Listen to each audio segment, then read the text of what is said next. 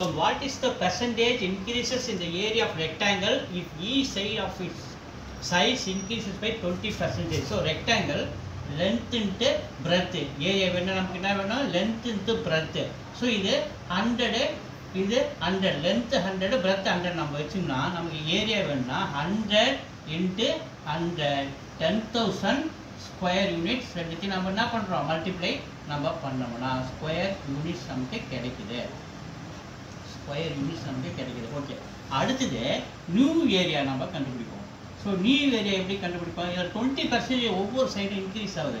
100 + 20, அதே மாதிரி இங்கே 100 + 20, அப்போ 100 + 20 120 120 இன்க்ரீஸ் ஆகுது. அப்போ நியூ ஏரியானா length into breadth, new length into new breadth 120 × 120 and 14,400 நமக்கு என்ன கிடைக்குது? நியூ ஏரியா கிடைக்குது.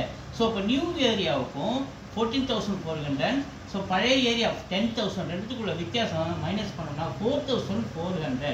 ஸோ இந்த 4,400 அந்த பழைய ஏரியா 10,000 இது வந்து 4,400 இன்க்ரீஸ் ஆயிருக்கு இல்லையா?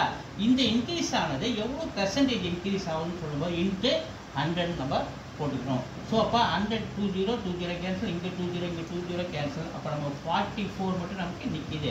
அப்போ எவ்வளோ இன்க்ரீஸ் ஆகிடுது? 44% நமக்கு இன்க்ரீஸ் ஆகிருக்கு. பி இருக்கு, பி ஆன்சர்.